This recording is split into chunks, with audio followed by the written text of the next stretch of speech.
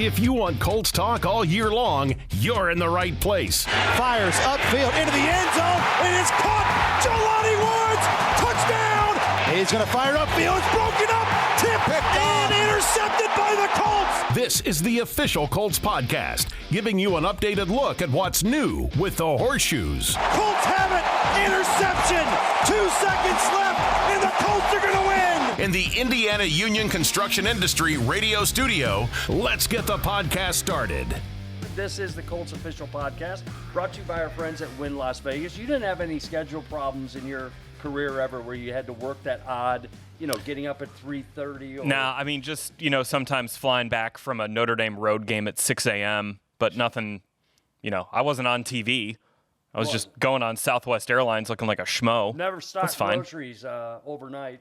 No, I've had honestly kind of like a pretty charmed work life in that my summer job growing up was I umpired baseball games. Yeah. Then when I was in college, I worked for the Mizzou volleyball team. Did you ever run anybody? Oh yeah, I did. I ran one parent. I was a freshman in high school umping a 7th and 8th grade baseball game, and this parent's giving it to me. Yeah, it was great. One of the highlights of my adolescence. This guy's giving it to me because I called his kid out for running out of the base paths, which he was. He was running on the infield grass. Can't do that. So I called him out, and this dad's just giving it to me like, you don't know the rules. You're this is stupid. So I finally went up to the manager, and I was like, hey, keep that parent in line, and I'll keep the game going. If I keep hearing from him, the game's going to stop. So, coach goes up, tells him whatever, hey, please shut up. So the dad parent does. needed a get back guy, like Sean McVay. He did need a get back guy. So he does. And so but then at the in between innings, I go to get some water at the water fountain, and the dad comes right back up to me again and starts chirping at me again. And I just looked at him. I went back to the field. I went to the manager. I just called them both over, and I said, I'm not starting this game back up until he leaves. You're out of here. You gave him and I went in. I was like, because you grew up watching baseball. Sure. You see Joe West do, kind of his, you're out of here. That schmuck, throw him out of here. Angel Hernandez, throw him out of here. So I gave it the full heave ho. And then I watched as this guy slowly walked across, and as soon as he was 2 feet off of park property, play ball! Nice, I love it. Highlight of my adolescence right there. This is great. I mean, it's hilarious. Just digging up some old stuff. Like I said, latte Larra, getting me. I know, I didn't even have a chance to get my latte today. Latte today. But, I would love to talk to you about some stuff that you've seen down in the track and field world as far as timing goes and cheating goes. That's a whole nother podcast that we're relay talking about. Mishaps, you and I would love to talk about it. I don't know if anyone else really has much interest. I know, but we're not here for track and field and youth baseball. But although I did talk some track and field with Jonathan Taylor last week, so we can get into that. He can fly. Flat out fly, right? So he had some interesting perspectives. Interesting. So, yeah. Speaking of that, 38-27 loss, I want to touch upon the New Orleans Saints. The afternoon that Derek Carr had, the afternoon that Shane Steichen keeps throwing up on these Sundays as far as the offense goes in this. But, JJ, if I could start with you, I want to say 1 carry, 1 reception, second half, and I'm talking about Jonathan Taylor. First half, it was great. Blaze of glory, going crazy. Zach Moss had a nice afternoon. But what happened in the second half as far as Shane Steichen's offense going, featuring Jonathan Taylor? So I get it that JT had, 11 for 94 at halftime, and then he is 1 for 1 in the second half. So I get the questions. I get the holding, asking Shane all these things. Absolutely, totally fair, all that. When you go through it, there weren't that many opportunities for Jonathan Taylor to get the ball. Maybe 2 to 3 other chances for him to get a handoff in the second half. Based on the down and distance, based on then the score of the game. The issue, and I went through this on my 5 Colts things on Colts.com, was maybe taking an issue with Zach Moss getting 5 carries on the second possession of the second half. But he ripped off a 41-yard carry on that, and I have a feeling that if Gardner Minshew doesn't throw an interception, at the 33-yard line, that play was on 2nd and 6, that if you convert a first down there, you probably would have seen Jonathan Taylor on the field after that. Because Zach Moss had the 41-yard run. They went hurry up to keep the same personnel on the field. Moss carried again for 4 yards. Then after that, Minshew threw the pick. I think you probably would have seen JT out there because Moss had taken 5 carries. So that wasn't Shane Steichen's fault. That wasn't Jonathan Taylor's fault. That there was the interception that took that away. Then when the Colts got, they had a possession late in the third quarter where it went pass. That might have been the one where you say, okay, maybe you give JT the ball there. Could be, right. But once you throw an incomplete pass on 1st and 10, and by the way, on that 1st and 10 play, the Saints walked a safety down, so the 8 guys in the box. Colts ran a max protection play action and tried to throw a shot to Michael Pittman. It didn't work. But on that play, if you hand it off to Jonathan Taylor with 8 guys in the box, that's not a very good play. Understood. I'm just saying, down and distance, situational things when you into play. Right, when you just look at the box score, you're like, what the heck? Right. But when you actually go into it, it wasn't like Shane Steichen was just saying, yeah, you stay on the sideline, like we got this, and threw the ball a billion times. There just weren't that many opportunities based on the situation for him to get the ball. And this team always in it, Larra. We want to feature some guys like Ogletree, like Josh Downs having those days. What we saw out of Gardner Minshew. So we were in this thing for a while. Alec Pierce stepping up like that. It was exciting, and that's what I'm trying to say on this thing. We're taking some losses back to back here and 3 in a row, et cetera. But boy, oh boy, he's got this team in it. It's a foundational year as far as I'm not folding over or anything like that, but I'm talking about looking at years to come and what Shane Steichen is bringing this early in his career as a head coach. Exciting. I mean, you have to be excited. Still averaging the only team to get 20 points every game. 8 consecutive games scoring at least 20 points, which is the best streak since 2014. Nice. Read that yesterday. Asked Shane about that for Colts 360. And I think, too, one of the more impressive aspects of that is you look at the situations where you've obviously lost Anthony Richardson for this season. I think when you knew that was going to be a factor due to injury, I don't know that you would have anticipated this level of offensive production. Zach Moss missed the first game of the season. Jonathan Taylor missed the first 4 games of the season. Look at all of that, and then comprehensively what you've been able to do. Keep in mind also the rotation of the offensive line, where you've had Blake Freeland stepping up at both tackle positions with injuries to both Bernard Ryman and Braden Smith. I do think it's been really impressive with the tone that Shane has set, the identity that has started to be formed with this offense. Loved, especially in the fourth quarter, where you saw that touchdown to Drew Ogletree. Looked like a broken play that ended up just kind of becoming backyard football. The confidence that Gardner had in Drew to just find a way. They were going really up-tempo with the offense at that point in time. Of course, part of it was because that was, as JJ said, the flow of the game that was dictating that. But loving how Shane is utilizing his players in a variety of situations. That look at guys like Zach Moss and Jonathan Taylor, how much they're using as pass catching threats, in particular Jonathan Taylor. That's a new facet that we're able to see more and more developing in 2023 than we have necessarily in years past. Here are the top 10 scoring offenses in the NFL, and I'm going to read who they are with the quarterback they have, their primary starting quarterback. The Miami Dolphins, Tua Tagovailoa. The Dallas Cowboys, Dak Prescott. Philadelphia Eagles, Jalen Hurts. Buffalo Bills, Josh Allen. San Francisco 49ers, Brock Purdy. So that's the top 5. Number 6, Indianapolis Colts, Gardner Minshew. Number 7, Baltimore Ravens, Lamar Jackson. Number 8, Detroit Lions, Jared Goff. Number 9, LA Chargers, Justin Herbert. And number 10, Jacksonville Jaguars, Trevor Lawrence. So you're talking about some of the best quarterbacks in the league with some of the best offensive-minded head coaches and play callers in the league. Miami, you're looking at Mike McDaniel. What he's doing there is incredible. Philly, obviously, that's where Shane was. Nick Sirianni there. None of those are first-year head coaches either, right? None of those are first-year head coaches because the most recent, it would be Mike McDaniel and, Doug Peterson sort of counts, but not really. Second year. Yeah, second year. So Ben Johnson in Detroit, their OC, he's been doing a phenomenal job now for a couple of years. Jared Goff, also former number 1 overall pick. Don't forget that. So you're looking at a bunch of first-round picks. The Niners are kind of an outlier, but we know what Kyle Shanahan is. Brock Purdy's a lot better than people give him credit for. We're not getting into that discourse. And so let's just run through this. First-round pick, fourth-round pick with Dak, second-round pick with Jalen, first-round pick with Buffalo, seventh-round pick with San Francisco, first, and then Gardner Minshew, who's a 6. So I'm just trying to put that in context.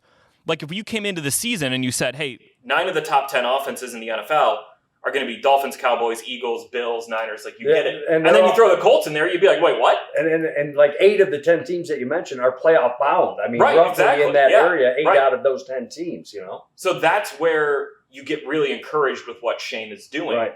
When you kind of zoom out and you look at the Jim rest Bob of the league. as well, too. And Jim Bob. Shane is always really good to include the work that Jim Bob is doing within the offense. And, so although he is the offensive play caller, there's a lot that goes to Jim Bob's credit in terms of game plan and scheming things up. Also, Tony Sperano Jr. He's amazing. Just doing an incredible job. Like Will Fries. Yeah. I know we talked about him a couple times in this podcast, but like he's not just playing like, okay, he's not a weak link. Like, he's playing good.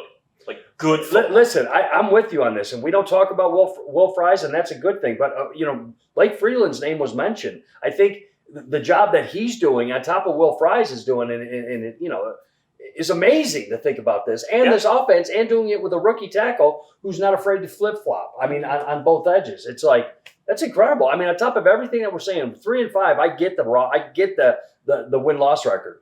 But putting up those numbers and doing them with Gardner Minshew and Blake Freeland and stuff like, and no Jonathan Taylor for 4, and it's ridiculous. I mean, that's what I'm saying. Zach Moss has the second most rushing yards in the league, and he missed a game. It's crazy. And week in and week out, he is catching closer and closer to Christian McCaffrey. That's incredible. Like, Zach Moss, even and he's splitting carries. Missing a game and splitting carries, it's like, he got a little closer to Christian McCaffrey.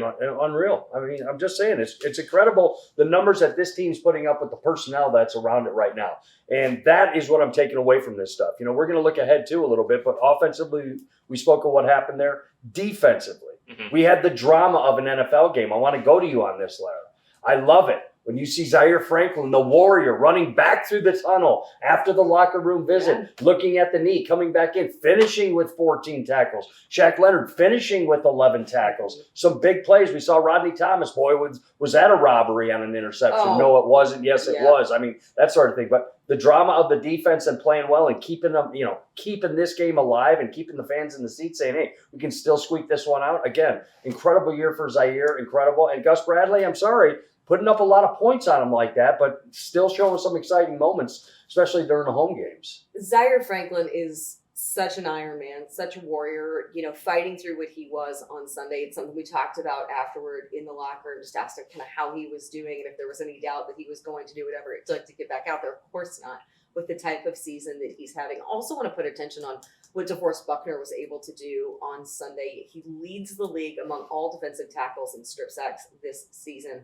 And you saw the production that he was able to have. And think about, this is without Grover Stewart, and how much that you have had to rotate things up front because you had Grover in there. Obviously, Eric Johnson, the second, was there to step up. He's out due to injury. And then you have, you had McTelvin Agim stepping in. You've had Taven Bryan in there in certain situations. Like, you've had this rotation next to Defoe, and for him to still be able to wreak havoc in the fashion that he is when you don't have Grover to attract some of that attention from opposing offenses, I think has been really impressive as well. And I talked to Shaq Leonard last week in the locker room about how close he is, because 2 weeks ago was really when we saw the most power, the most explosiveness that we have been able to see so far in really about 2 years from him. And he definitely said he's starting to feel more and more like himself. He's, trusting himself more, feeling that instinct is back, the reaction, the quick movement is coming back. He's just really ready to carry that heavier workload on significant later downs. And part of his game is turnovers, JJ. So when we're talking about Shaq Leonard, let's go. Force those fumbles. Real quick, just to go back to Zaire, I just pulled this up. Do you want to know who has the most tackles in NFL history through the first 8 games of a season? Oh, in the history? Well, since 1987 was when tackles became an Hardy official Nickerson. statistic. Nope. Lawrence Taylor. Nope. Guys, it's Zaire Franklin. Really? 102 through 8 games. That's tied with Zach Thomas for the most in NFL history that's since Hall of tackles Famer. became Okay. an official stat. Pretty good, right? Yeah, you got a lot. So there was a softball to us, and I missed it. And yeah, I mean, Larra fouled it off. I struck you out on a softball. There are like two players in NFL history have had 100 tackles through 8 games. Wow. It's Zaire Franklin and Zach Thomas. But that was like, I talked about it, him coming through the tunnel again and coming out there and making plays. That's the NFL. That was a little kid in me watching this. Said Zach Thomas was like thinking Zach Wilson, and I was so confused. I was just like, wait. And I'm like, Hall of Famer. I'm like, yeah. I was sitting here like, Zach Wilson. I'm really missed on that one. The thing that really not the same at all. The thing I'm trying to like wrap my head around with the Colts defense is you're seeing individual players have really good performances games. Zaire, we saw EJ have some good games. Kenny Moore's having some good games. Julian Blackmon's having some good games. But ultimately you kind of are. Quiddy has, but Dio's had big moments. But you kind of are what your record is, and the Colts are dead last in the NFL in points per game allowed, 28.6. And some of that is on the offense for giving short fields, against the Bucs and the Browns. I have to ask, guys, where are the chunk yard? Where is the least area of the Colts defense that needs to be addressed? Not the least, the most, I would say. And where these teams are exploiting this defense to throw up huge numbers, huge yardage, 354 for Carr, big numbers again, 38, 39 points given up, etc. The thing that stuck out to me against the Saints was not necessarily that Tony Brown got put in the position to give up those plays, the 50-yarders, all that. The Colts had 4 pressures on Derek Carr's 28 dropbacks. Derek Carr entered Week 7 as the 3rd most pressured quarterback in the NFL. The Colts needed to get more pressure on Derek Carr in that game. One of your best, if not the best defensive performance you had all season. It was in Baltimore when you drew up more pressures, more blitzes than you had in 2 years. Lamar had no time to throw in that game. And in this game, Derek Carr had a lot of clean pockets, and he was able to kind of pick apart a secondary that was depleted. And to me, that's where you needed to get more. It wasn't necessarily like Buck said after the game, we can't hang those guys out to dry. You can't hang Tony Brown and Jalen Jones out to dry when Derek Carr can sit back there, identify matchups, and not feel pressure consistently. The play that he threw to Shaheed that sealed the game, Gus brought a blitz on that, but it didn't create a whole lot of pressure, and Carr saw that one-on-one matchup on the outside and said, I'm taking it. Right. So the D-line needs to help out the cornerbacks a little bit more. And the corners need to help the D-line out too. It's kind of a symbiotic relationship. But in that game against the Saints, I needed to see more from the D-line. Larra, weird one coming up. Not weird one, but I wanted to look at the 2 head coaches of the next game and what their mindset is. Like Shane Steichen says, hey, I'm playing Carolina. Hey, Frank used to be here. I don't give a rip. You know what I mean? And I mean respectfully, meaning I don't give a rip. It's not a big storyline. Frank also overlapped with the Chargers. So they do have that sort of history. Now, on the flip side of that, together with the flip side of that, Frank wants to torch his place. And I mean that with love, but I'm just saying these coaches, these ex-coaches that come in and coach against their former team, they want to hang 50 on them like that. What is what I just want to ask you, because I know you have a great relationship still with Frank Reich and Frank Reich's family and stuff like that. What's that going to be for him at home, coming off a win, finding out that the quarterback can really play down there, and then facing your former team? I think Frank is so good about compartmentalizing. And, I think about when in previous situations, when you've been in the NFL as long as he has, it's inevitable that you're going to have these type of situations where you face teams that you've been with previously. You are facing coaches who you were previously coaching with. Think about the Jacksonville matchup when he was going head-to-head with Doug Peterson, a coach who he respects. Not that Frank had obviously coached in Jacksonville, but that's just a common thread that you have in every single NFL season. You think about the whole narrative where it's like, oh, it's Josh McDaniels versus Bill Belichick. And it's always those storylines that people like to draw in certain situations, right? Any sort of commonalities, which the tight circle of the NFL, you have those nearly each and every week, right? Across the league. I just think that Frank is great about being like, what I want to do is put my team in the best position possible. We're going to call the best game. We're going to prepare the best we can.